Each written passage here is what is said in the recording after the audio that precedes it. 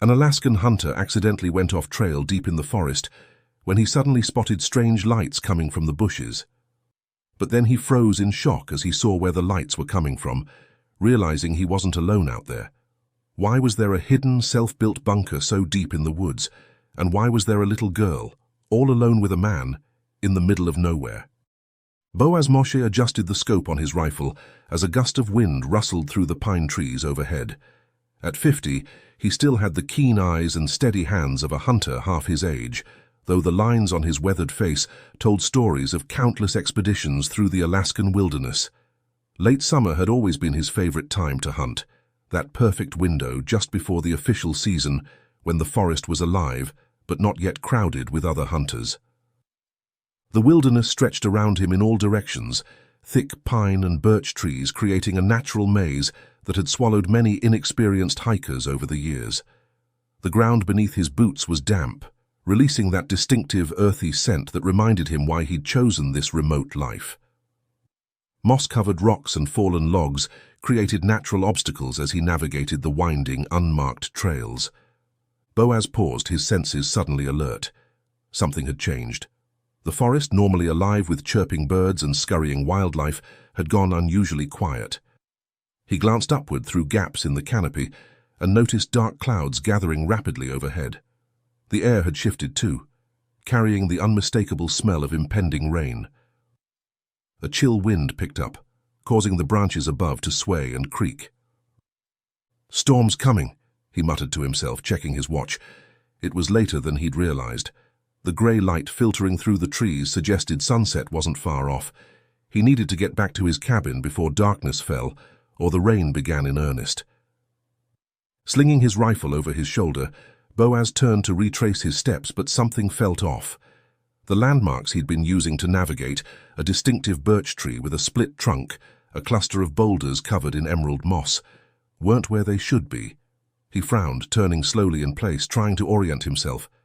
"Damn it," he breathed, the realization hitting him.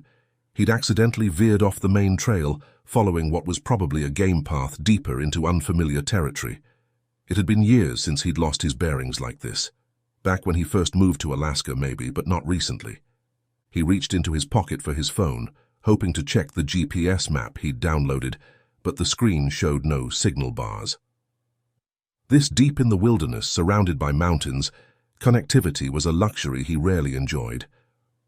"All right, back to basics," Boaz muttered, reaching into his backpack to retrieve an old brass compass, a reliable tool that had saved him more than once in his younger days.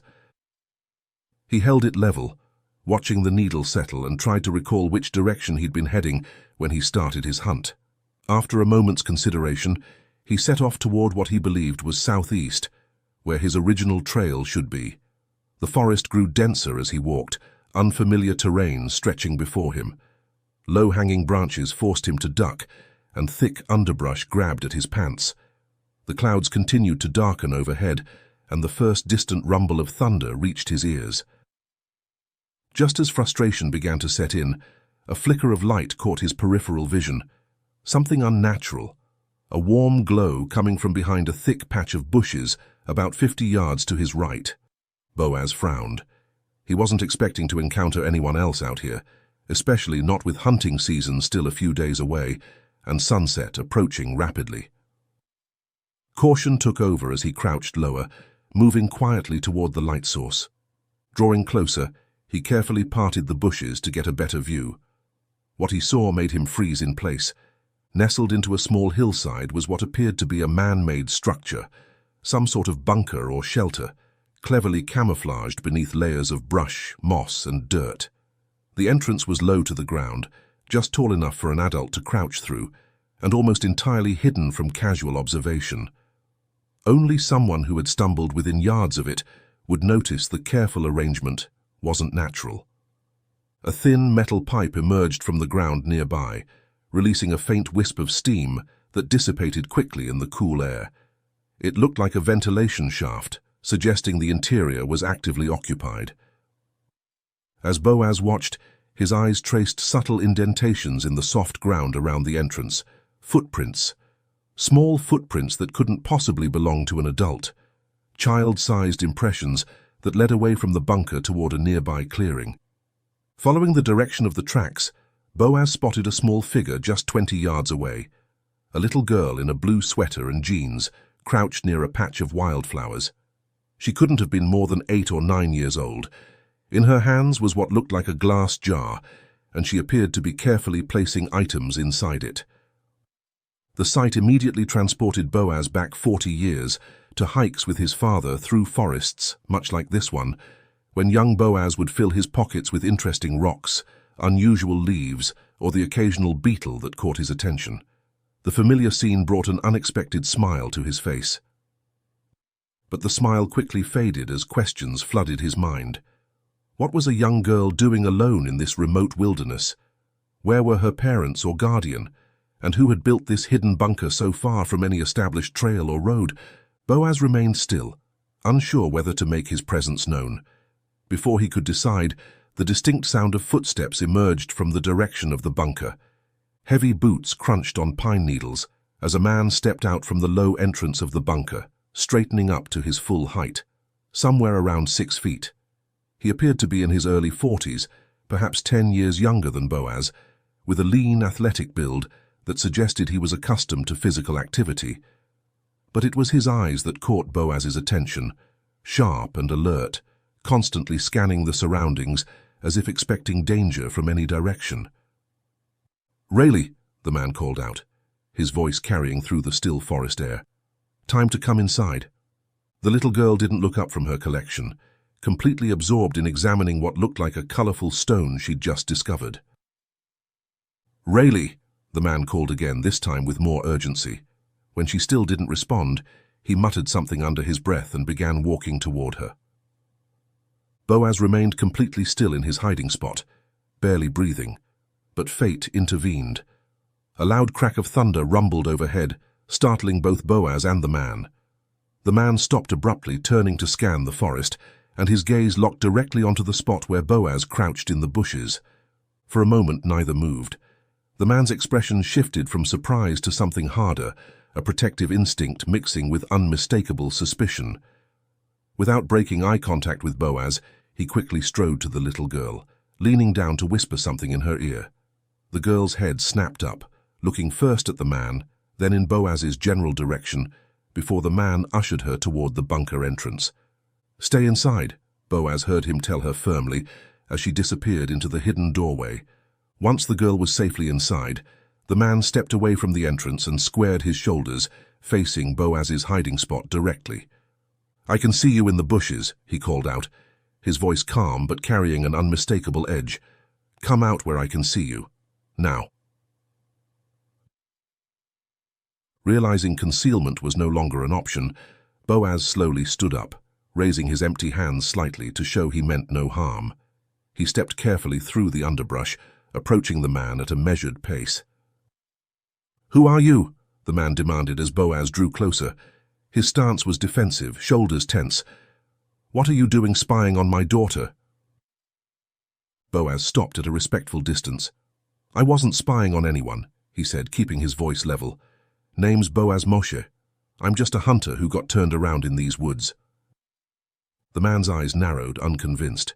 "A hunter," he repeated, eyes flicking briefly to the rifle slung across Boaz's back. "That's right," Boaz confirmed. "I was tracking moose, veered off the main trail and got a bit lost. I was headed back when I spotted the light from your—" He hesitated, unsure what to call it. "Your place here. Didn't expect to find anyone this deep in the forest." The man studied him carefully, eyes moving from Boaz's face to his clothes, his boots, his rifle, as if cataloguing every detail. "Who sent you here?" he asked suddenly. The question caught Boaz off guard. "Nobody sent me. Like I said, I'm just a hunter. I'm alone." The man's expression remained skeptical, his posture still tense with suspicion. Recognizing the need to defuse the situation, Boaz slowly removed his backpack. "Look," he said, unzipping the main compartment. "I've got nothing but hunting gear. See for yourself." He opened the pack wide, revealing its contents. His bolt-action rifle was already visible on his back, but inside the pack were binoculars, a field knife, and several sealed plastic bags containing cleaned and skinned rabbit meat, his earlier catch of the day. A handheld GPS unit sat in a side pocket, useless without signal. "I was tracking moose," Boaz explained as the man cautiously examined the contents. "They prefer densely wooded areas near water, and I spotted fresh tracks earlier today. Followed them a bit too enthusiastically and lost my bearings when the forest thickened. That's how I ended up here." After a long moment, the man's shoulders relaxed slightly. Something in Boaz's explanation seemed to satisfy him, or at least diminish his immediate concern. "Fine," he said curtly. "You should go now."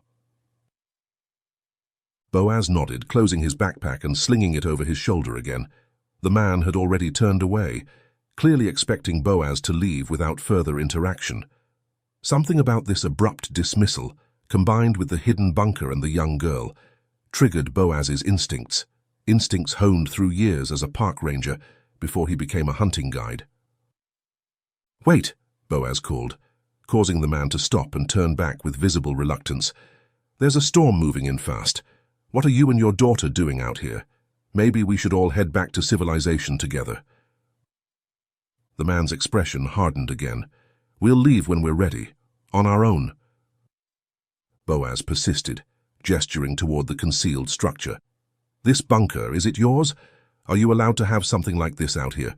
Most of this is protected forest land." The man froze momentarily, his jaw tightening. For a second, Boaz thought he might refuse to answer, or even become hostile. But after composing himself with visible effort, the man replied, "This is my property, actually. You're the one who's trespassing."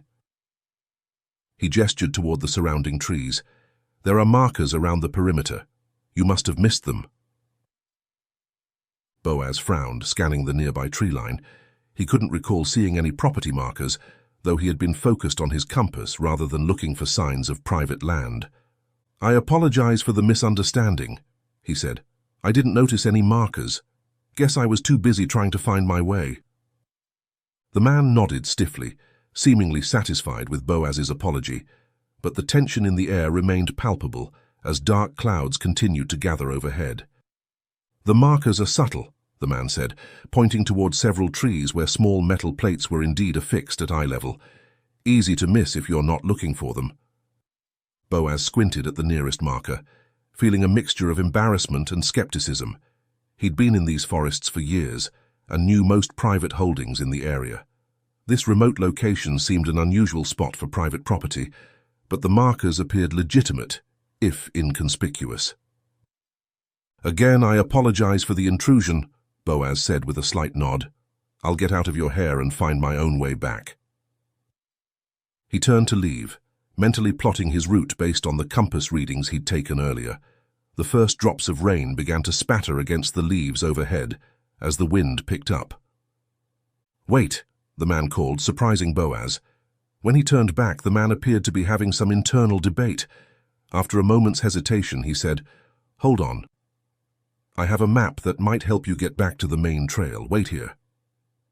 Before Boaz could respond, the man crouched down and disappeared into the low entrance of the bunker. Through the partially open door, Boaz could hear muffled voices, the man speaking softly to the little girl, though the words were indistinct. After a minute, the man emerged holding a folded paper map. He approached Boaz and unfolded it, revealing a detailed topographical map of the surrounding wilderness. "Where are you headed?" he asked, his tone businesslike. "I've got a cabin up in the mountains," Boaz replied, pointing to the northeast. "Only one there, about 5 miles from here. My truck is parked at the Pine Creek trailhead." He indicated the location on the map. The man studied the map for a moment, then traced a route with his finger. "This is where we are now," he said, tapping a location that confirmed they were indeed on private property. A small rectangular parcel surrounded by national forest land. "Take this game trail east for about half a mile until you hit a creek. Follow it downstream for another mile, and you'll intersect with the main trail here. That'll take you straight to your parking spot." He folded the map and held it out to Boaz. "Take it." "That's generous, but I can remember the way," Boaz replied. "I used to be a park ranger years back. Once I know where I am, I'm good with directions." "Just take it," the man insisted, pressing the map toward him. "I don't want to see you wandering around here again." He paused, then added, almost as an afterthought, "Next time you come looking, I probably won't be here anyway." Something in the man's tone, a hint of resignation or perhaps premeditated departure, caught Boaz's attention. But with the rain beginning to fall more steadily and thunder rumbling closer, he decided not to press for explanations. "Appreciate it," Boaz said, accepting the map and tucking it into his jacket pocket. "Hope you and your daughter stay dry through this storm." The man merely nodded, already turning back toward the bunker entrance where he would presumably rejoin the little girl named Rayleigh. Boaz set off in the direction indicated on the map, the rain now falling heavily enough to penetrate the forest canopy. The game trail was exactly where the man had said it would be, a narrow path winding between trees and underbrush that deer and other wildlife had trampled into visibility. As he walked, Boaz mentally reviewed the encounter. Something felt off about the whole situation, but he couldn't quite place what it was. The man's initial hostility might be understandable. Finding a stranger near your home in the wilderness would make anyone cautious. And yet there was something in his eyes, in his manner, that suggested more than simple territorial protection. The little girl, too, Rayleigh, had seemed content enough, engrossed in her collecting activity like any child. But why bring a young child to such a remote location? And why stay in what appeared to be a hidden bunker rather than a proper cabin, especially with a storm approaching? These questions accompanied Boaz as he followed the creek downstream, just as the map had directed. The rain was coming down in sheets now, soaking through his jacket despite the protection of the trees. Occasionally, flashes of lightning illuminated the forest, followed by crashes of thunder that seemed to shake the very ground. Eventually, he reached the intersection with the main trail, exactly where the map had indicated. From here, the path was wide and well-worn, a route he'd traversed many times before. The familiarity was reassuring after his unexpected detour. Another 40 minutes of brisk walking brought him to the small clearing where he'd left his truck. The old Ford F-150 sat waiting, its dark green paint blending with the surrounding forest. Boaz hurried to unlock it, tossing his gear onto the passenger seat before climbing in himself, grateful to escape the downpour. As he started the engine and turned the heater to high, his thoughts returned to the strange bunker and its occupants. The drive home would take nearly an hour on the winding mountain roads, plenty of time to consider what he'd witnessed. The rain hammered against the windshield as Boaz navigated the narrow, winding road that led to his cabin. His wipers struggled to keep pace with the downpour, and occasional flashes of lightning illuminated the dense forest on either side of the road. Under normal circumstances, the drive would have been challenging enough, but his mind was preoccupied with thoughts of the bunker, the man, and the little girl. "Never gotten lost like that before," he muttered to himself, gripping the steering wheel as his truck crawled up a particularly steep section of road. Not in years, anyway. The realization bothered him more than he cared to admit. Boaz had always prided himself on his sense of direction, his innate ability to navigate the wilderness. It was a skill that had served him well during his years as a park ranger, and later as a hunting guide leading clients through the Alaskan backcountry. "Maybe I am getting old," he said with a grimace, glancing at his reflection in the rearview mirror. The lines around his eyes seemed deeper than he remembered, his salt and pepper beard more salt than pepper these days. 5 years ago, he and Rose had made the decision to move to this remote cabin permanently, leaving behind the relative comforts of town life for the quiet solitude of the mountains. It had been the right choice, away from the noise, the crowds, the constant pressure to keep up with society's ever-accelerating pace. Here, life moved according to the rhythms of nature, not the ticking of a clock. Yet today's lapse in navigation skill had shaken him. Was this the first sign of decline? The beginning of a slow fade of the abilities he'd relied on his entire adult life? Nonsense, he told himself firmly as the cabin finally came into view. Just got distracted, that's all. Lost in thought, not lost in the woods. But even as he parked beside the cabin and gathered his gear, another thought nagged at him. The man in the bunker and his daughter. Why hadn't they left before the storm hit? Any experienced outdoorsman could have read the signs hours ago. The man had seemed capable enough. Surely he wouldn't risk keeping a child in a glorified hole in the ground during a thunderstorm. Unless, of course, they had nowhere else to go, or unless leaving would put them at greater risk than staying. None of my business, Boaz reminded himself, though the protective instinct that had served him well as a ranger continued to sound internal alarms. The cabin stood stalwart against the storm, its sturdy log walls and metal roof a testament to his and Rose's hard work over the years. Light glowed from the windows, a warm beacon guiding him home. Boaz grabbed his backpack and rifle, then made a dash for the front porch, boots splashing through puddles that had already formed in the yard. As he pushed open the door, shaking rain from his jacket, the familiar scent of home enveloped him. Wood smoke from the fireplace, the lingering aroma of Rose's cooking, and the pine-scented candles she kept burning during storm season. Rose stood up from her chair at the dining table, relief washing over her face.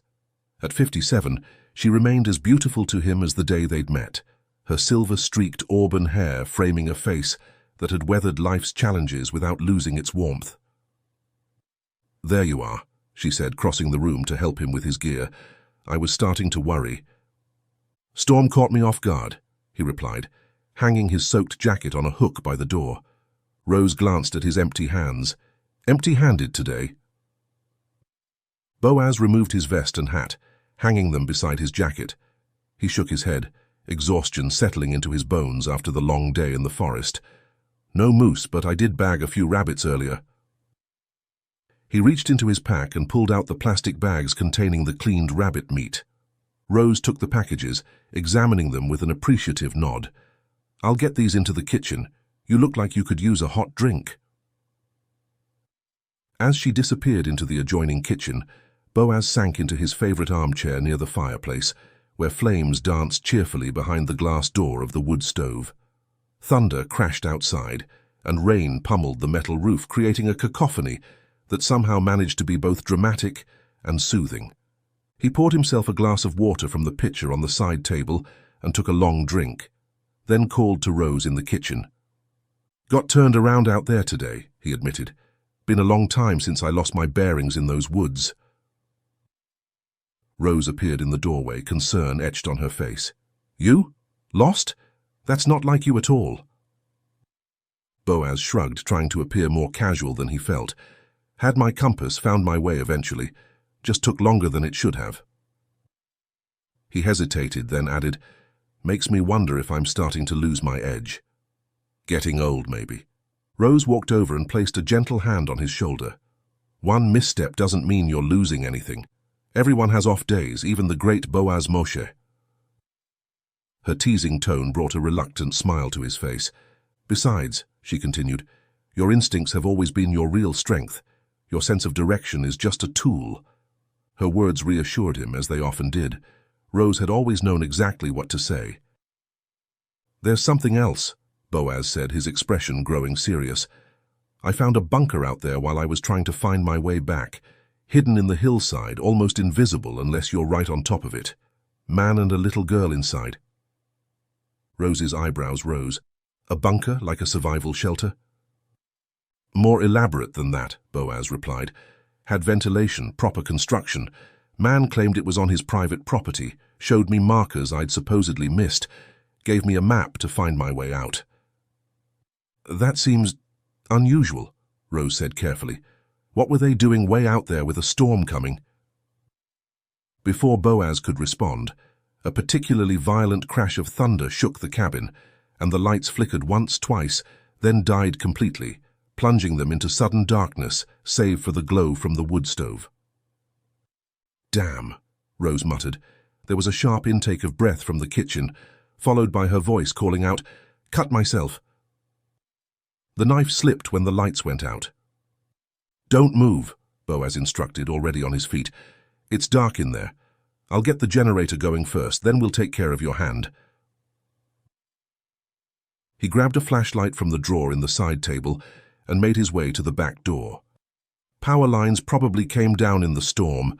Generator should get us through until they're repaired." The rain was still coming down in sheets as Boaz dashed across the yard to the storage shed, where they kept their backup generator. Inside, protected from the elements, the machine sat ready for exactly this situation. He checked the fuel gauge, still 3/4 full from the last maintenance check, and started the ignition sequence. The generator coughed twice, then rumbled to life, its steady mechanical hum a reassuring sound in the storm-tossed night. Within moments, lights blinked on inside the cabin, visible through the shed's small window. Boaz hurried back inside, finding Rose at the kitchen sink, holding her bleeding finger under a stream of water that had now resumed flowing through their electric pump system. "Let me see," he said, taking her hand gently in his. The cut wasn't deep, but it was bleeding steadily, a clean slice across the pad of her index finger. "Raise your arm above your heart," he instructed, guiding her to sit at the kitchen table while he retrieved their first aid kit from beneath the sink. With practiced efficiency, he cleaned the wound, applied antiseptic and wrapped it in a bandage. "You'll live," he pronounced with a small smile, which she returned despite the pain. "I'll finish up in here," Boaz said, looking at the half-prepared rabbit meat on the cutting board. "You just rest that hand for a bit." Rose nodded gratefully, and Boaz set to work portioning the meat, some for the refrigerator, some to be salted for preservation, and some for their dinner tonight. He moved to the stove and stirred the pot of stew Rose had started earlier, adding chunks of fresh rabbit meat to simmer in the rich broth. As he worked, the image of the little girl in the blue sweater collecting treasures in her jar kept returning to his mind. Something about her, about the entire situation, refused to let go of him. The stew bubbled contentedly on the stove as Boaz ladled generous portions into 2 ceramic bowls. The rich aroma of herbs, vegetables, and freshly added rabbit meat filled the small kitchen, creating a stark contrast to the wild storm still raging outside. He placed the bowls on their worn wooden dining table, where Rose sat waiting with 2 glasses of water, already poured. "How's the finger?" Boaz asked, settling into his chair across from her. Rose flexed her bandaged finger carefully, still throbbing a bit, but the bleeding stopped. She picked up her spoon with her uninjured hand. "Thank you for finishing dinner." Boaz nodded, blowing gently on a spoonful of steaming stew. "Your recipe did most of the work. I just added the meat." They ate in comfortable silence for a few minutes, the only sounds being the clinking of spoons against bowls and the persistent drumming of rain on the roof. The generator hummed steadily outside, maintaining their bubble of warmth and light amid nature's fury. "You know," Rose said after a while, "we really are getting older." Boaz looked up, caught off guard by the candid observation. "This year marks our official entry into our 60s, she continued, a gentle smile playing at her lips. "We've earned every grey hair and creaky joint." "Speak for yourself," Boaz replied with a mock scowl that quickly melted into a rueful smile. "But I suppose you're right. Can't outrun time." "Good thing our son is doing so well in the city," Rose said, her eyes bright with maternal pride. "Michael's established himself with that engineering firm, got that nice apartment downtown, gives us the freedom to enjoy our retirement out here without worrying about him." Boaz nodded, feeling the familiar surge of pride that accompanied thoughts of their son. Michael had inherited his father's practical mind and his mother's gentle determination, combining them into a success neither of them could have imagined for themselves. "We raised him right," Boaz agreed. "He can handle himself in that concrete jungle while we enjoy the real one." Their conversation drifted to memories of Michael's childhood, camping trips, fishing expeditions, the time he'd caught his first salmon. But Boaz's mind kept tugging back to the little girl he'd seen earlier that day. Something about her had awakened a protective instinct in him, one he hadn't felt so strongly since Michael was young. "You know," Boaz said, setting down his spoon, "I didn't get a chance to tell you everything about that bunker I found today." Rose looked up, interest piqued. "There was a little girl there," he continued, maybe 8 or 9 years old, wearing a blue jacket. "When I first spotted her, she was crouched on the ground, collecting things, rocks, leaves, insects maybe, and putting them in a jar." "Like Michael used to do," Rose said softly. Exactly what I thought, Boaz nodded. What struck me as odd was that the man, her father I assume, didn't seem in any hurry to get her home, despite the approaching storm. The bunker's ventilation had just been turned on, like they'd only recently arrived or planned to stay despite the weather. Rose's brow furrowed. That does sound strange. No one should keep a child out in this kind of weather if they have any alternative. The man called her Rayleigh, Boaz added. I remember that distinctly. At the mention of the name, Rose's expression changed. She abruptly stood up from the table and walked to the armchair near the fireplace, where a stack of newspapers sat on a side table. She rifled through them, searching for something specific. What is it? Boaz asked, watching her with curiosity. I remember reading something. Rose muttered, pulling out a newspaper that appeared to be several weeks old. She returned to the table, spreading it open with her good hand. Here, look at this. Boaz leaned forward, squinting at the article she indicated. The headline read, Child missing in Alaska. Authorities seek public assistance. Below it was a photograph of a smiling young girl and details about her disappearance. Rayleigh Winston, Boaz read aloud, feeling a chill that had nothing to do with the storm outside. He quickly scanned the article, absorbing the key details. The girl had been reported missing by a neighbor who had been taking care of her while her grandmother was hospitalized. The last person seen with her, according to witnesses, was a man believed to be her estranged father. Rayleigh, Boaz repeated, looking up at Rose with growing alarm. That's what he called her. The girl in the blue jacket. Rose's face paled. It can't be a coincidence, can it? Not with the same unusual name. The man was protective, suspicious, Boaz said, memories of the encounter taking on new, disturbing significance. Wanted to know who sent me, seemed ready to run if necessary. If that's the same girl, Rose said quietly, then she's been missing for weeks. Boaz stood up abruptly, his dinner forgotten. We need to call the police now. Rose and Boaz abandoned their half-eaten dinner, the steaming bowls of stew left cooling on the table as they moved with urgent purpose. Rose reached for the landline phone mounted on the kitchen wall, one of the few reliable forms of communication in their remote location, while Boaz double-checked the details in the newspaper article. Rayleigh Winston, age 8, he read aloud, confirming what they already suspected. Last seen 3 weeks ago in Fairbanks with an unidentified male believed to be her estranged father, Raymond Winston. Reported missing by neighbor Elaine Donovan, who was caring for her while grandmother Margaret Winston was hospitalized for pneumonia. The article included a school photograph of Rayleigh, a smiling girl with freckles and bright eyes that matched the child Boaz had seen collecting treasures in the forest. I'm dialing now, Rose said, punching in numbers with her uninjured hand. While they waited for the call to connect, Boaz paced the small living area. The man gave me a map, he remembered suddenly. I can show the police exactly where the bunker is located. Rose nodded, then held up her hand for silence as someone answered on the other end. Yes, hello. This is Rose Mosher calling from Cabin 8 on Pine Ridge Road. My husband and I need to report information about a missing child. She paused, listening to the response. Yes, that's right, Rayleigh Winston. My husband believes he encountered her today in the wilderness northeast of Pine Creek Trailhead. Another pause. No, we're certain. He saw her with a man in a hidden bunker in the forest. The man called her Rayleigh. She glanced at Boaz, who nodded encouragingly.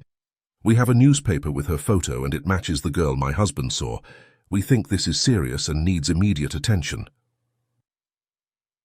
Rose listened for a moment longer, then covered the mouthpiece with her hand. They're sending officers out right away. Should be here in about 30 minutes, weather permitting. Boaz nodded, relief mingling with a growing sense of urgency. 30 minutes felt like an eternity when a child's safety might be at stake. Did you tell them I can lead them to the location? Rose uncovered the mouthpiece. My husband can guide your officers to the exact location. He was there just hours ago. She paused again. Yes, we understand. We'll be waiting." She hung up the phone and turned to Boaz. "They're taking this very seriously. Said there's been an active search for Rayleigh since she disappeared." "Good," Boaz said, moving to the window to peer out at the storm. The rain had eased somewhat, though occasional flashes of lightning still illuminated the forest surrounding their cabin. "I hope this weather doesn't slow them down." "They'll get here," Rose assured him, placing a comforting hand on his arm. "You did the right thing, Boaz. You may have just saved that little girl." Boaz nodded, though a weight of responsibility had settled onto his shoulders. "I just hope I'm not too late. If that man realizes I've figured out who they are." He didn't finish the thought. They both knew what was at stake. The 30 minutes stretched into 40 as the storm periodically intensified, but finally, headlights cut through the darkness outside, followed by the distinctive red and blue lights of police vehicles pulling up beside the cabin. Boaz opened the door before they could knock, ushering in 2 officers in rain-slicked coats, a tall, broad-shouldered sergeant with a weathered face and a younger deputy with alert eyes that immediately began scanning the cabin interior. "Mr. and Mrs. Moshe?" the sergeant asked, removing his rain-soaked hat. "I'm Sergeant Thompson, Alaska State Troopers. This is Deputy Garcia. We understand you have information about Rayleigh Winston."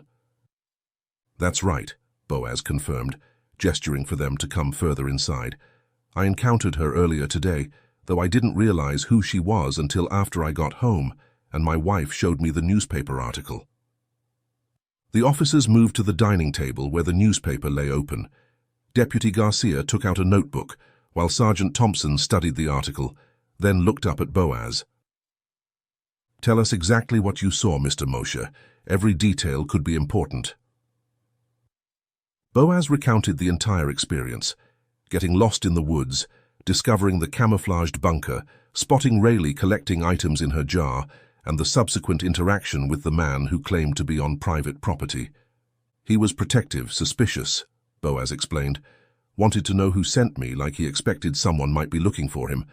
When I mentioned the bunker, he got defensive, claimed it was on his property, and showed me markers I supposedly missed." "And you're certain the man called the girl Rayleigh?" Thompson asked. "Absolutely," Boaz affirmed. "He called out to her twice. She didn't respond the first time, so he went to her, and that's when he spotted me." "Can you describe the man?" Garcia asked, pen poised over his notebook. Boaz closed his eyes briefly, recalling the encounter. "Around 40, I'd guess, fit, moved like someone used to physical activity. About 6 feet tall, short brown hair, sharp features. Sharp eyes, too, observant, cautious. Wore outdoor clothes, the kind you'd see on any experienced hiker or hunter. Nothing distinctive." Thompson nodded, exchanging a glance with Garcia. "Sounds like it could be Raymond Winston. He's an ex-military, divorced from Rayleigh's mother, who passed away 2 years ago. Grandmother got custody due to his unstable living situation. He disappeared around the same time Rayleigh went missing."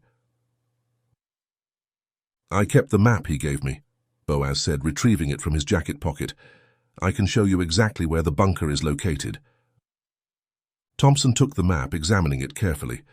"This is excellent, Mr. Moshe. We'll organize a search team immediately." "I want to come with you," Boaz said firmly. "I know those woods better than most, and I've been to the location directly. In the dark, with the storm, you'll need someone who's seen it firsthand." The sergeant hesitated, weighing the offer against protocol. "Normally, we wouldn't involve civilians in an operation like this, but given your experience as a former park ranger and your familiarity with the specific location." He looked to Garcia, who nodded slightly. "All right, you can accompany us to the search staging area. We'll assess the situation from there."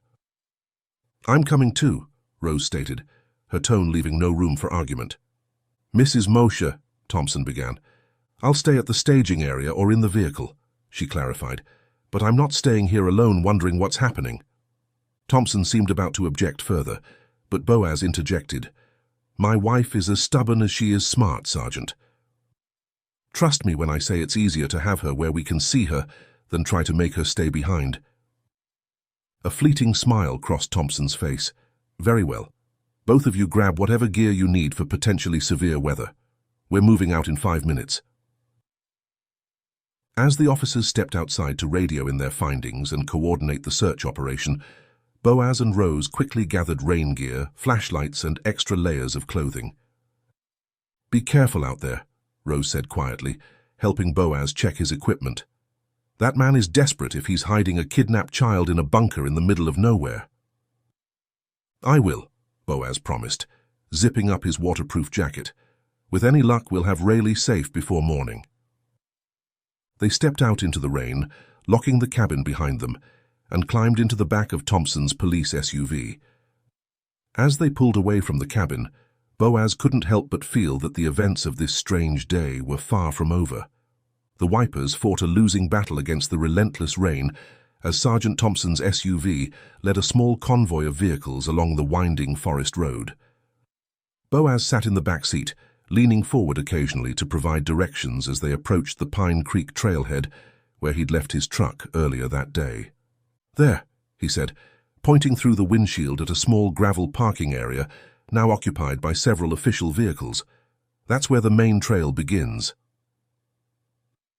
Thompson pulled alongside a command vehicle where officers in rain gear huddled around maps spread under a hastily erected canopy. Despite the late hour, the area bustled with activity. Search and rescue personnel checking equipment, K9 handlers preparing their dogs, and a helicopter crew performing pre-flight checks on their craft parked in a clearing nearby. "Impressive response time," Boaz commented as they exited the vehicle, rain immediately pelting their hooded jackets. "Missing child cases get top priority," Thompson replied grimly, "especially when we have a credible sighting after weeks of searching." They joined the group under the canopy, where a stern-faced woman in a trooper's uniform was directing operations.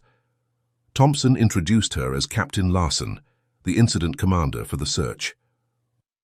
"Mr. Moshe," she acknowledged with a curt nod, "I understand you've seen both the girl and the suspect today." "That's right," Boaz confirmed. "I can show you the exact location of the bunker on your maps." He spread out the hand-drawn map the man had given him alongside the official search grid. Using both, he pinpointed the bunker's location, a remote area approximately 3 miles from the trailhead, well off any marked paths. "It's here," he said, tapping the spot, "hidden in a small hillside entrance facing east, almost invisible unless you're right on top of it. There's a ventilation pipe that might be visible from above if your helicopter has thermal imaging." Captain Larson studied the location, comparing it with their previous search patterns. "We've had teams through that general area twice before, but if this bunker is as well concealed as you describe, they could have missed it." She turned to her team. "We'll approach from multiple directions. Ground teams from the east and south, K9 units from the west. Helicopter will provide aerial support and thermal imaging if weather permits." A weather specialist stepped forward. "Ma'am, we've got a brief window of improved conditions coming up. Rain's easing temporarily, and wind speeds are decreasing. Might be our best chance for air support." Larson nodded. "Then we move now. Everyone gear up and move out in 5 minutes." She turned to Boaz. "Mr. Moshe, you'll accompany Sergeant Thompson's team to guide them in. You follow their lead and stay behind them at all times, understood?" "Understood," Boaz agreed. Rose, who had been standing quietly nearby, approached him. "Be careful," she said, squeezing his arm. "I'll wait here at the command post." The helicopter crew signaled they were ready, and Boaz watched as the massive machine's rotors began to turn, slowly at first, then building to a deafening whir that sent ripples through the puddles all around them. Equipped with a radio, tactical vest, and accompanied by Thompson and 3 other officers, Boaz led the team into the forest. Powerful flashlights cut through the darkness as they navigated the initial section of the main trail before veering off toward the bunker's location. The going was difficult. The same trail that had been merely damp under Boaz's boots that afternoon was now a muddy quagmire. Fallen branches from the storm created obstacles, and several times they had to detour around newly formed washouts where the trail had eroded. Above them, the helicopter's searchlight occasionally penetrated the canopy, its powerful beams sweeping the forest ahead. The radio on Thompson's belt crackled with updates from the other teams and the aircraft overhead. "This is Air 1, came a voice through the static. "We're over the search grid now. Limited visibility through the canopy, but thermal imaging is operational. No significant heat signatures detected yet. Thompson acknowledged the update as they pressed forward. Despite the helicopter's presence, the forest felt eerily silent between bursts of radio chatter, as if holding its breath. "We're getting close," Boaz said after nearly an hour of challenging hiking. "Should be just beyond that ridge." As they crested the small rise, a flash of lightning illuminated the landscape, followed almost immediately by a tremendous crack of thunder that seemed to shake the very ground beneath their feet. "That was close," one of the officers muttered, glancing nervously at the sky. The radio came to life again, this time with urgency. "All ground teams, this is Air 1. We've got a severe cell moving in rapidly from the northwest, wind speeds increasing to dangerous levels. We're being forced to return to base." Thompson grabbed the radio. "Copy that, Air 1. "What's our window?" "Minutes, not hours," came the grim reply. "This cell is moving fast and it's packing lightning. Get to cover if you can." Captain Larson's voice followed. "All teams abort search operations immediately. Return to base. I repeat, abort search operations. Safety protocols are now in effect." Boaz felt his heart sink as Thompson turned to him with a resigned expression. "You heard the captain. We have to turn back." "We can't," Boaz protested, pointing ahead. "We're less than half a mile from the bunker. That little girl is right there." "And she'll still be there when the weather clears," Thompson countered firmly.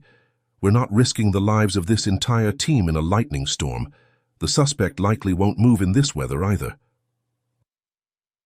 "You don't know that," Boaz argued, voice rising in frustration. "If he realizes we're onto him, he could disappear with her again, and next time we might not find them at all." As if to punctuate his concern, the sky erupted with another blinding flash, followed by a deafening boom that seemed to split the air itself. Rain, which had briefly lightened, now returned with vengeful force, driven by gusting winds that bent the treetops. "That's it, we're pulling back," Thompson declared, no longer willing to debate. "Captain's orders, Mr. Moshe. We're heading back to base now." The disappointment and frustration were bitter in Boaz's mouth as he reluctantly turned to follow the retreating officers. The helicopter's distant thrumming had already faded as it escaped the approaching storm front. The trek back seemed twice as long and 3 times as difficult, with the trail now transformed into rushing streams in places. By the time they emerged at the command post, all of them were soaked despite their rain gear, mud-splattered and disheartened. Rose met Boaz with a thermos of hot coffee and concern in her eyes. "The weather turned so quickly," she said. "They're saying it might be the worst storm cell they've seen this season." "We were so close," Boaz replied, the disappointment evident in his voice. "So damn close." Captain Larson approached, her expression professionally neutral despite the setback. "We'll resume the search as soon as conditions allow, Mr. Moshe. Your assistance has been invaluable in narrowing our search area." "That little girl needs help now," Boaz said, unable to hide his frustration. "Every hour she remains with her kidnapper is an hour our teams are planning and preparing," Larson interrupted firmly. "I understand your concern, but I won't risk my people's lives unnecessarily. The moment this weather gives us a window, we'll be back out there in force." She turned to Thompson. "Get Mr. and Mrs. Moshe back to their cabin. We'll call when we're ready to resume operations." Thompson nodded and gestured toward his vehicle. "Come on, Boaz, there's nothing more we can do tonight." The drive back to the cabin was largely silent, broken only by the rhythmic sweep of the wipers and the occasional rumble of thunder. Boaz stared out the window at the rain-swept forest, his mind still with the little girl in the blue sweater, who remained beyond their reach for now. As Thompson's SUV pulled up beside their cabin, the sergeant turned to face them. "Try to get some rest.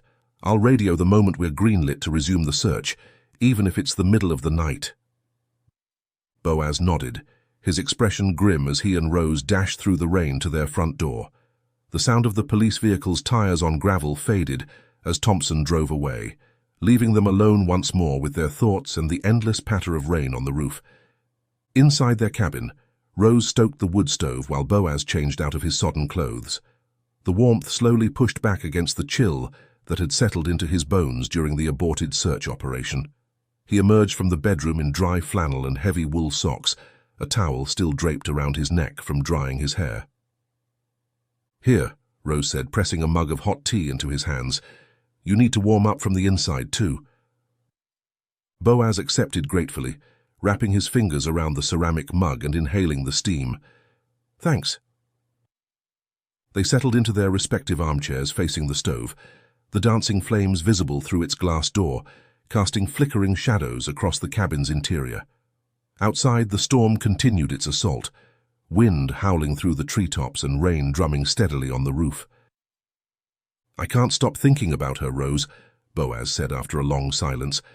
"That little girl out there in this weather, in a hole in the ground with a man who took her from her family." "I know," Rose replied softly. "It's heartbreaking." "We were so close." Frustration edged his voice. "Another 20 minutes and we would have reached the bunker." Rose studied him over the rim of her own mug. "Boaz Moshe, I know that look in your eye. Don't even think about it." "Think about what?" he asked, though they both knew exactly what she meant. "Taking matters into your own hands," she said firmly. "The police are handling this. They'll resume the search as soon as the weather permits." Boaz set his mug down with more force than necessary. "And what if that's too late? What if he moves her somewhere else? We might never find her again." "And what if you go charging into the forest alone in this storm and get yourself killed?" Rose countered, her voice rising slightly. "How would that help anyone?" The direct challenge gave him pause.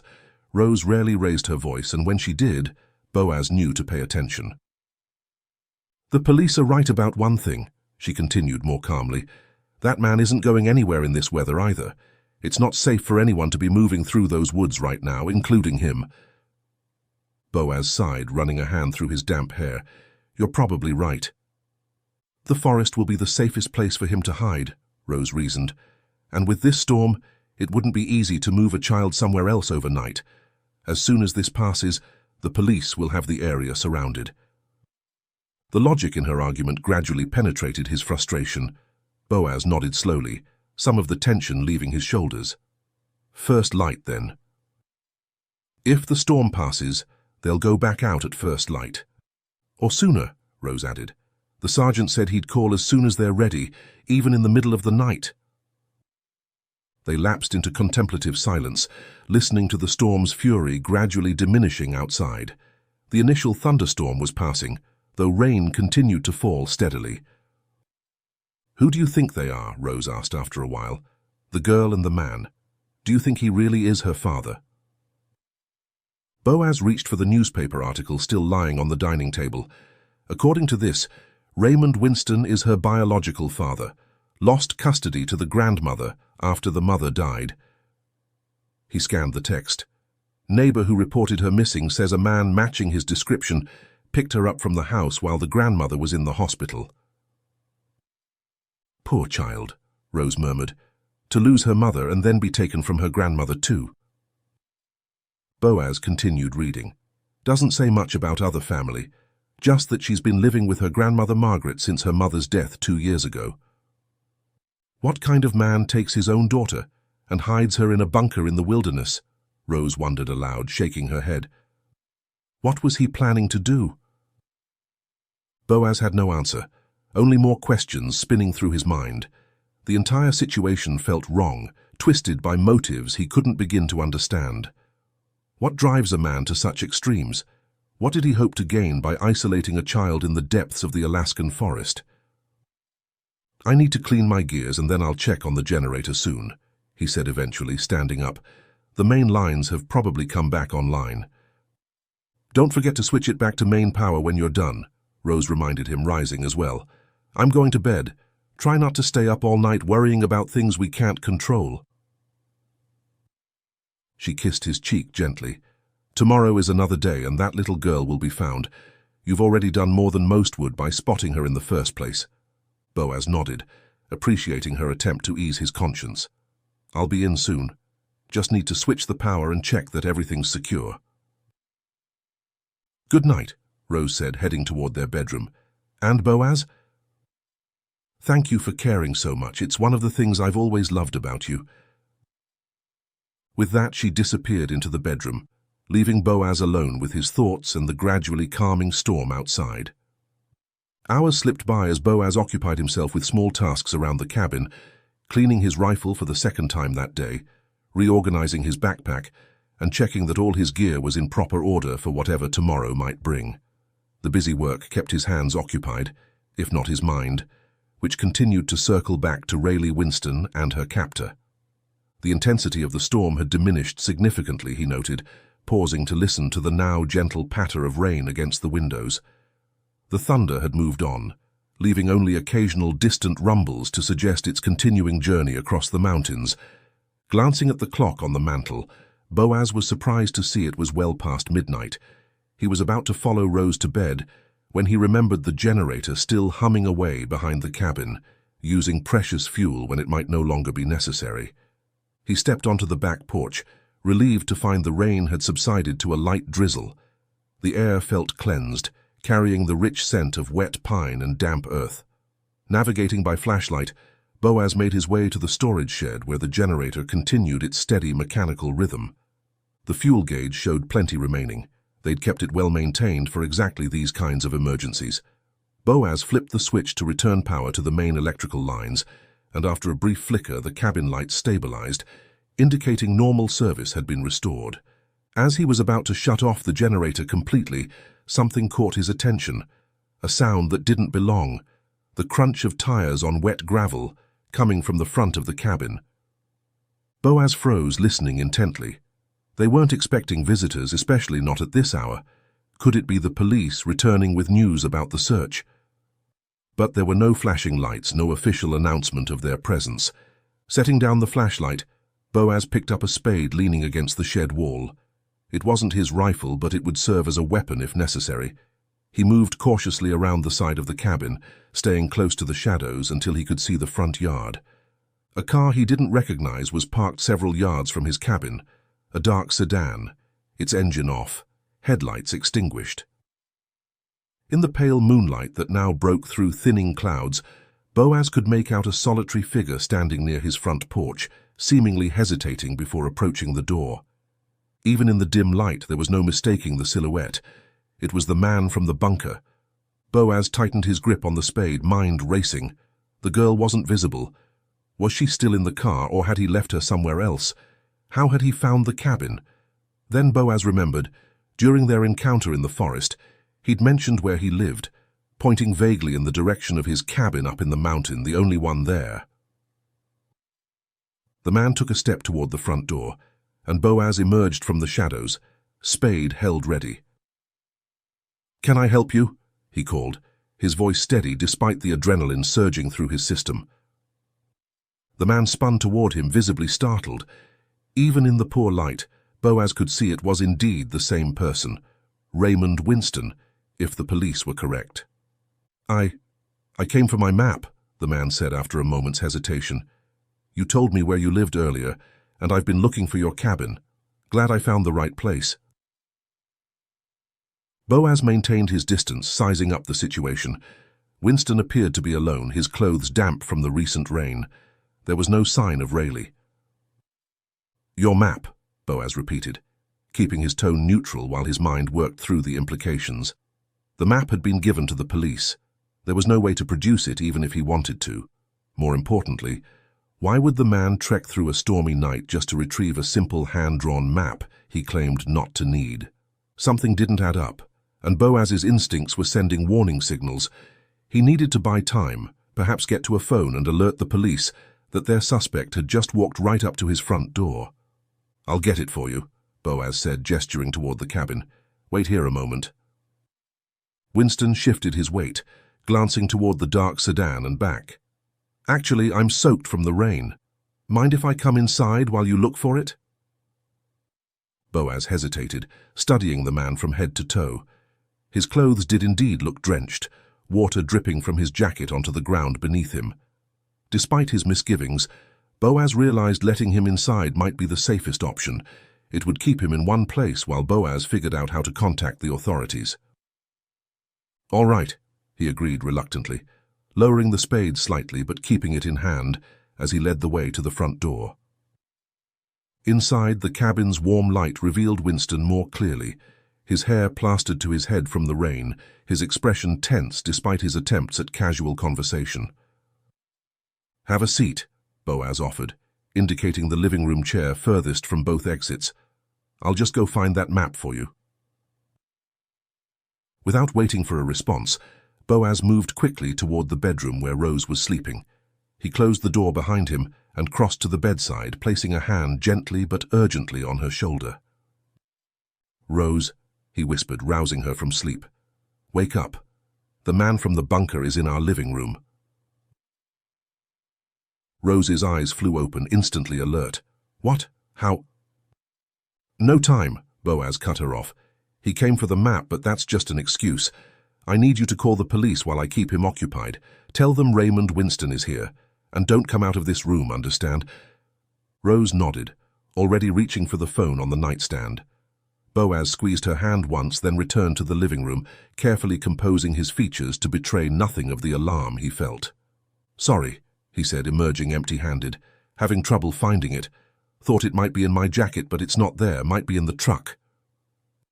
Winston had risen from the chair and was standing tensely in the middle of the room. His eyes flickered briefly to the newspaper article, still visible on the dining table, the one about Rayleigh's disappearance. "Actually," he said, his voice hardening, "I'm not here for the map." The shift in tone was immediate and unmistakable.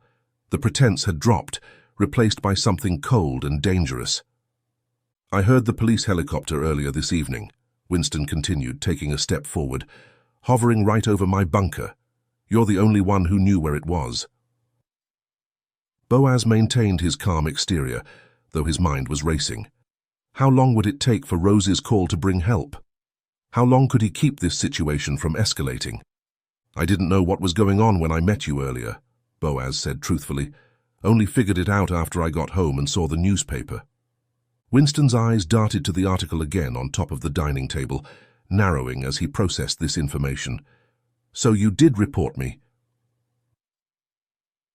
"Where's Rayleigh now?" Boaz asked, deliberately changing the subject, hoping to keep him talking until help arrived. "Not your problem," Winston snapped, reaching into his jacket pocket and producing a handgun. "I didn't come here to talk." The sight of the weapon changed everything. Boaz's mind flashed to his rifle mounted on the wall nearby, within reach if he moved quickly enough. "Look," Boaz said, raising his hands slightly, "we can work this out. No one needs to get hurt." In the distance, very faintly, came the sound Boaz had been hoping for. Police sirens, growing gradually louder as they approached along the mountain road. Winston heard it too. His eyes widened, then narrowed with fury and betrayal. Without warning, he raised the gun and fired. Boaz's years of hunting had honed his reflexes to razor sharpness. The moment Winston's arm began to move, Boaz dropped and rolled across the floor, the bullet embedding itself in the wall behind where he had stood. In one fluid motion, he came up near the rifle mounted on the wall bracket, grabbed it, and brought it to bear. Winston was already bolting for the door, yanking it open and plunging into the night. From the doorway, Boaz took careful aim at the fleeing man's vehicle, specifically targeting the front tire. He squeezed the trigger, the rifle's report thunderous in the quiet night. The bullet found its mark, and the tire exploded with a satisfying hiss of escaping air. But Winston didn't head for his car. Instead, he veered off into the surrounding forest, disappearing into the darkness beyond the yard. The police sirens were much closer now, but Boaz knew they might arrive too late if Winston escaped into the vast wilderness he knew so well. Making a split-second decision, he grabbed his flashlight from the hook by the door and set off in pursuit, his rifle at the ready. "Winston," he shouted into the dark forest, "give it up! The police are almost here. Don't make this worse for yourself." The only response was the rustle of underbrush as his quarry pushed deeper into the woods. Boaz followed, using his flashlight to illuminate the damp ground, searching for footprints in the soft soil. Years of tracking animals had made him adept at following signs most would miss. A bent twig here, a displaced stone there, the subtle compression of moss where a boot had recently trod.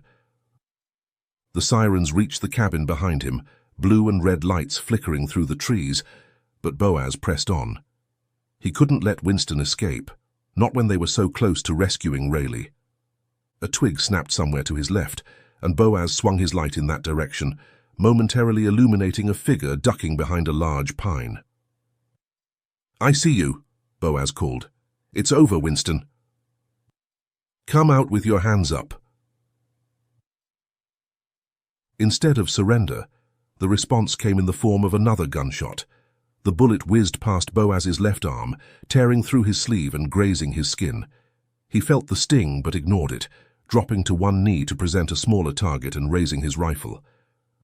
"Last chance," Boaz warned, scanning the darkness for movement. Suddenly, Winston burst from behind the tree, charging directly at Boaz with his gun raised. In that critical moment, Boaz's hunting instincts took over. He aimed not to kill, but to incapacitate, squeezing the trigger and sending a bullet into Winston's thigh. The impact knocked the man to the ground with a cry of pain. His gun flew from his hand, landing several feet away in the underbrush. Boaz was on him in seconds, kicking the fallen weapon further out of reach and pointing his rifle directly at Winston's chest. "Don't move," Boaz commanded. "Police!" he shouted over his shoulder. "Over here!" Flashlight beams soon cut through the darkness as officers converged on their position, weapons drawn. Boaz stepped back, allowing them to secure Winston, who lay clutching his bleeding leg and glaring with undisguised hatred. "He's armed," Boaz informed them, indicating the direction where Winston's gun had fallen. "The weapon's over there in the brush." As one officer located and secured the gun, another approached Boaz. "You're bleeding, sir." Boaz glanced at his arm, noticing for the first time the tear in his flannel shirt and the blood seeping through. "Just a graze," he said dismissively. "Is Rose okay?" "Your wife is fine," the officer assured him. "She's with Sergeant Thompson back at the cabin." Relief washed over Boaz as the adrenaline began to ebb, leaving behind a bone-deep weariness and the stinging pain in his arm. He watched as the officers handcuffed Winston and helped him to his feet, applying pressure to his wounded leg. "Did you find ID on him?" Boaz asked. The officer nodded. "Raymond Winston. Matches the description of the father who abducted Rayleigh Winston 3 weeks ago." "Where's the girl?" Boaz demanded, addressing Winston directly. "Where's Rayleigh?" Winston said nothing, his face a mask of defiant silence as the officers began leading him back toward the cabin. Boaz followed, his rifle now pointed safely at the ground, his flashlight illuminating the path back. One question consumed his thoughts. If Raymond Winston was here, where was Rayleigh? "Where is she?" Boaz demanded again as they emerged from the forest into the yard, where several police vehicles now sat with their lights flashing. "What have you done with Rayleigh?" Winston maintained his stony silence, wincing as the officers helped him limp toward one of the waiting cruisers. Blood had soaked through his pant leg, but the officers had applied a field tourniquet to control the bleeding from the gunshot wound. Sergeant Thompson strode forward to meet them, his expression grim but satisfied at the sight of the captured fugitive. "Good work, Moshe," he said, clapping Boaz on his uninjured shoulder, "though I'd prefer civilians didn't engage in armed pursuits." "He came to my home," Boaz replied simply. "Didn't leave me much choice." Rose rushed from the cabin's porch, relief flooding her face at the sight of Boaz. Her eyes widened as she noticed the blood on his sleeve. "You're hurt." "It's nothing," Boaz assured her. "Bullet just grazed me." Thompson nodded to one of his officers. "Get the first aid kit from the cruiser.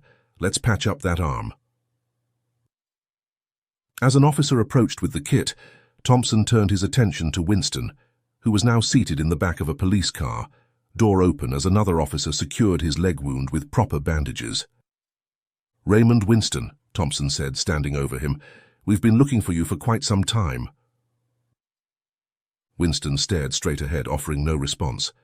"Where's your daughter, Raymond?" Thompson pressed. "Where's Rayleigh?" For the first time, Winston's composure cracked slightly. "Check his car," Boaz suggested suddenly, pointing to the sedan with the flat tire. "Maybe she's in there." Officers immediately moved to the vehicle, searching it thoroughly with flashlights. "Clear," one called after a moment. "No sign of the girl." "She must still be at the bunker," Boaz said, turning to Thompson. "He left her there while he came to deal with me." Thompson nodded grimly. "We need to get a team out there right away." He grabbed his radio. "Dispatch, this is Sergeant Thompson. I need a search team assembled immediately to investigate the bunker location provided earlier by Mr. Moshe. Suspect in custody confirms the missing child may be at that location." The radio crackled with acknowledgement as Thompson turned back to Boaz. "We'll head out as soon as we secure the scene here. In the meantime, let's get that arm looked at." Boaz submitted to having his wound cleaned and bandaged, though his mind remained focused on Rayleigh, alone in the bunker. How long had she been by herself? Was she safe? Scared? "We need to go now," he urged as soon as the officer finished bandaging his arm. "That little girl is out there alone." Thompson held up a hand. "We're moving as fast as we can, Boaz. We need to transport Winston to the station first for medical attention and processing." He studied Boaz for a moment, then made a decision. "You and Mrs. Moshe should come to the station too. We'll need your full statements, and the medics there can properly examine your arm." Rose nodded, already retrieving their jackets from inside the cabin. "We'll follow in our truck." As Winston was secured in the police cruiser, Boaz approached Thompson once more. "What about Rayleigh?" "You're sending a team to the bunker right now, right?" "Already en route," Thompson assured him. "Captain Larson is coordinating from the command post. They have the exact coordinates from your map and your earlier guidance. If the girl is there, they'll find her." Though not entirely satisfied, Boaz nodded. At least the wheels were in motion. "Let's go then," he said to Rose. "The sooner we get our statements done, the sooner we can help with the search if needed." Together they climbed into Boaz's truck and followed the procession of police vehicles down the mountain road toward the station in the nearest town, about 30 minutes away.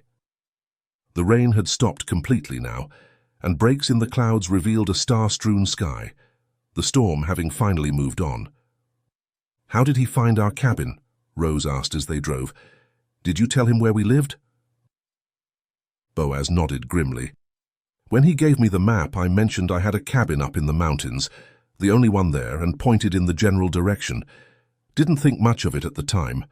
Guess he remembered and decided I was a loose end that needed tying up." "Thank God you went to check the generator," Rose said quietly.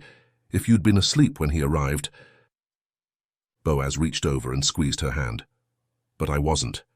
And now he's in custody, and with any luck, Rayleigh will be safe soon too." "That poor child," Rose murmured. "What happens to her after all this?" It was a question Boaz had been pondering himself, but he had no answer as they continued their journey to the police station, following the red taillights of Thompson's cruiser through the dark Alaskan night. The police station was a hive of activity despite the late hour. Officers bustled through the brightly lit hallways, radios crackled with updates from field teams, and the booking area processed Raymond Winston, who maintained his sullen silence as medical personnel tended to his gunshot wound. Boaz and Rose were escorted to a small room off the main corridor, where a nurse examined Boaz's injury more thoroughly before cleaning and re-bandaging it properly. "You're lucky," she commented, securing the bandage with medical tape. "Another inch to the right and it would have been much worse than a graze." "Luck had nothing to do with it," Boaz replied with a wry smile. "His aim was off." The nurse gave him instructions for care and recommended a follow-up with his doctor for antibiotics, then left them with 2 cups of coffee as they waited for Thompson to take their statements. It wasn't long before the sergeant appeared, looking tired but focused. He sat across from them at the small table, a digital recorder and notepad ready. "First, I want to thank you both," he began. Your actions tonight have likely saved a child's life, though we're still working to confirm Rayleigh's location." He pressed a button on the recorder.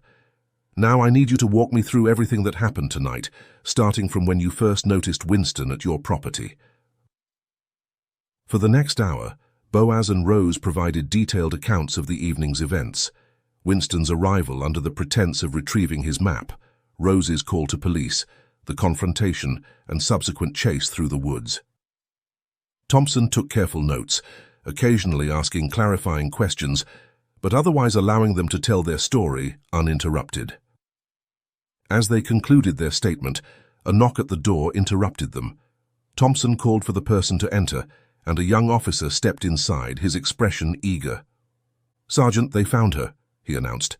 "The search team located the bunker exactly where Mr. Mosher indicated, and Rayleigh Winston was inside, alone but unharmed, though it appeared she was drugged to sleep. They're bringing her in now."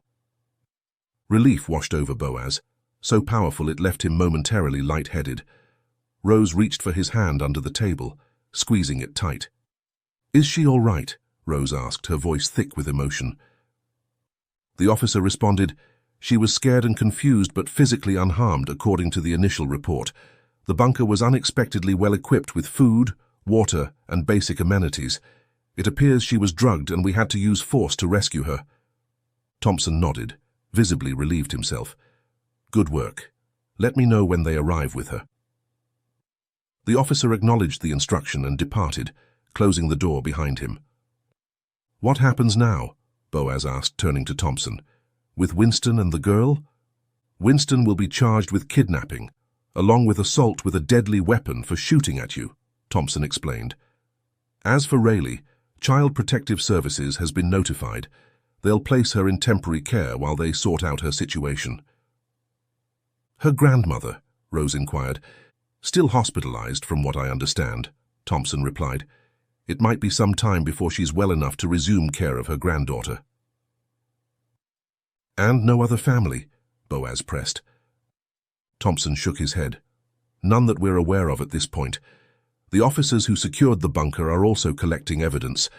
Might give us more insight into Winston's motives and plans." They were interrupted by another knock, followed by Thompson's radio crackling to life.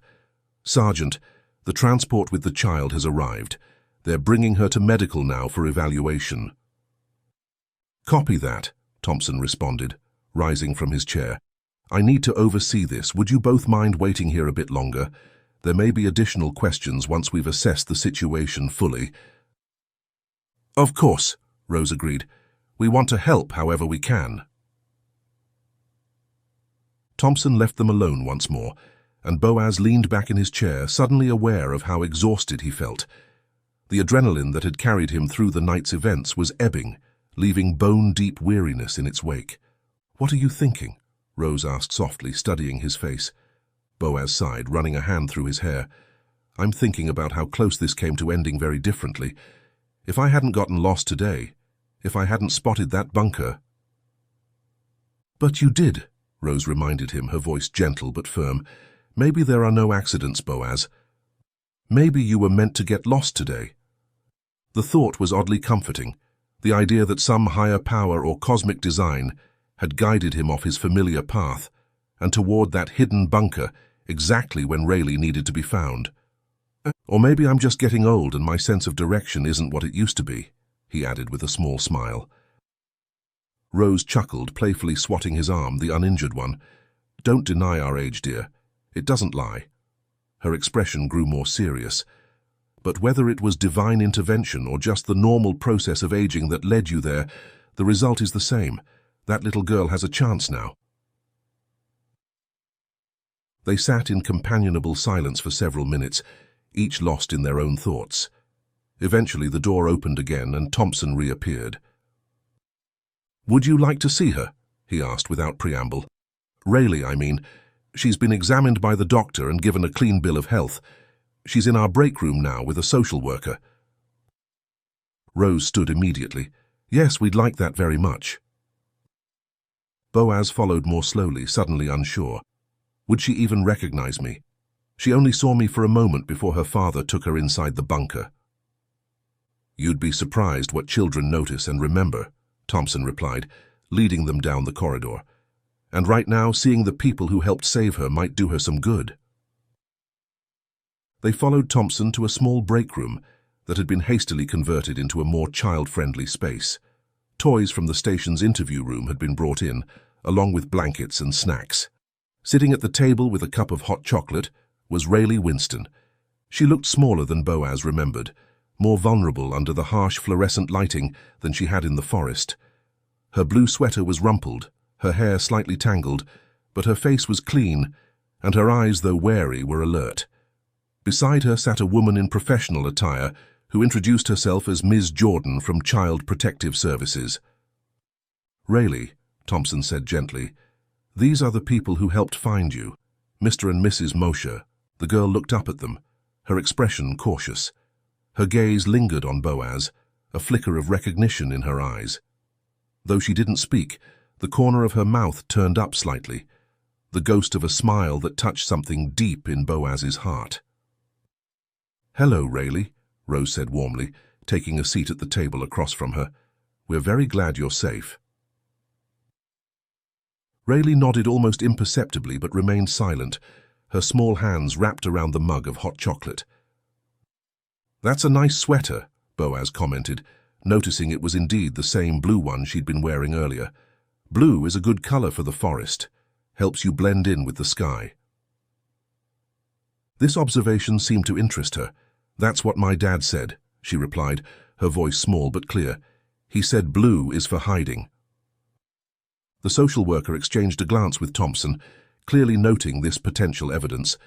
"Do you like collecting things from the forest?" Boaz asked, recalling how he'd first seen her gathering items into a jar. Rayleigh nodded, a bit more enthusiastically this time. "I found a beetle with spots and some shiny rocks.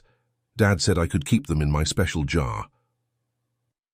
"I used to collect things in the forest too when I was your age," Boaz told her. "My favorite finds were unusual feathers and interesting leaves." For the first time, Rayleigh's expression brightened genuinely. "I found a leaf shaped like a star." The conversation continued in this gentle vein for a few minutes, before Thompson gestured that they should wrap up. The hour was late, and Rayleigh needed rest. As they prepared to leave, Boaz bent down to Rayleigh's eye level.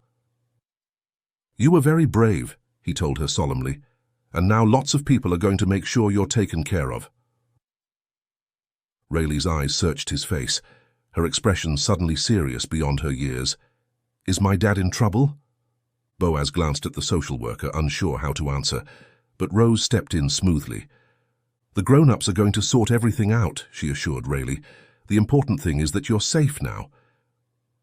This seemed to satisfy the girl, who nodded and returned to her hot chocolate. Outside in the hallway, Thompson updated them on what would happen next. "We've identified Winston's car through the registration. Officers are searching it thoroughly for additional evidence. Meanwhile, Ms. Jordan will place Rayleigh in emergency foster care tonight. Tomorrow, they'll start working on a more permanent arrangement until her grandmother recovers." "What did you find at the bunker?" Boaz asked. "Food supplies for at least 2 weeks, Thompson replied. "Basic medical kit, sleeping bags, portable heater, some children's books and toys. Looks like he was planning to keep her there for some time. We also found multiple sets of identification documents for both himself and Rayleigh, probably planning to flee the country eventually." Boaz shook his head, trying to fathom the desperation or delusion that would drive a man to such extremes. "What about her grandmother's condition?" Rose inquired. "How serious is it?" "Pneumonia complicated by pre-existing health issues," Thompson explained. "She's stable but will require extended care and rehabilitation. Could be weeks or even months before she's able to care for a child again." Rose and Boaz exchanged a look, a silent communication born of decades together. "Is there anything else you need from us tonight?" Boaz asked. "It's been a long day." Thompson shook his head. "You're free to go home. We'll be in touch if we need any clarification on your statements." He extended his hand. "Thank you both again. What you did tonight made a real difference." They shook hands and Thompson escorted them to the station's front entrance. Outside, the night sky had cleared completely, stars shining brilliantly in the wake of the storm. Boaz's truck sat waiting in the parking lot, a symbol of their return to normal life after the evening's extraordinary events. As they drove home through the quiet mountain roads, a comfortable silence settled between them for several minutes, both processing the whirlwind of events that had transpired in just 24 hours. Finally, Rose spoke, her voice soft but resolute. "That little girl is going to need somewhere to stay until her grandmother recovers." Boaz glanced at her, recognizing the tone. Rose had been thinking deeply about something. "She'll be in the system," he replied. "Foster care, probably." Rose turned in her seat to face him more directly. What if she didn't have to be? What if we took her in? The suggestion hung in the air between them. Under normal circumstances, Boaz might have been taken aback by such a proposal. They were in their 60s, settled into a comfortable retirement, their parenting days long behind them. And yet somehow the idea didn't seem as outlandish as it should have. "We always wanted a daughter," Rose continued, her voice wistful. "When we were young, after our first son, and with our limited finances, we didn't dare try for another child."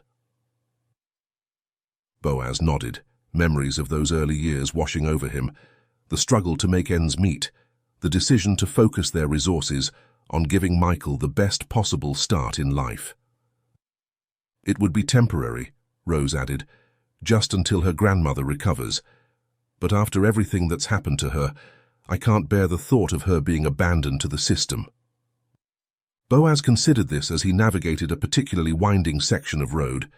"She practically doesn't know us, Rose, and after what she's been through, it might be hard for her to trust anyone." "I know," Rose acknowledged, "but I would want someone kind to take care of my grandchild if I were in her grandmother's position. Someone who would give her a real home, not just a temporary placement." Boaz found himself nodding slowly, the idea taking root. Their cabin was spacious, with a spare bedroom that had once been Michael's. The surrounding wilderness would provide a perfect environment for healing, fresh air, natural beauty, the simple rhythms of mountain life. "We could talk to the police and social workers about it," he suggested, warming to the possibility. "See if it's even an option. And we'd need to talk to Rayleigh too, see if she'd be comfortable with the arrangement." Rose reached across the console and squeezed his hand. "We'll take it slowly," she agreed. "One step at a time." As they continued their journey home, the conversation turned to practical considerations. What adjustments they might need to make to the cabin, how they could create a space that would feel safe and welcoming to a child who had experienced trauma, the resources they might need to help her process her experiences. The road ahead was uncertain, both literally as they wound through the dark mountain passes and figuratively as they contemplated this unexpected new chapter in their lives. But as the first hints of dawn began to lighten the eastern sky, Boaz felt a sense of rightness settle over him. Perhaps his getting lost in the woods had been more than a simple navigational error. Perhaps it had been the first step on a path neither he nor Rose could have anticipated, a path that might now include a little girl in a blue sweater who needed exactly what they had to offer: safety, stability, and the wisdom that comes only with age and experience. The cabin appeared in the distance, a silhouette against the lightening sky. Home. And perhaps soon, home to one more.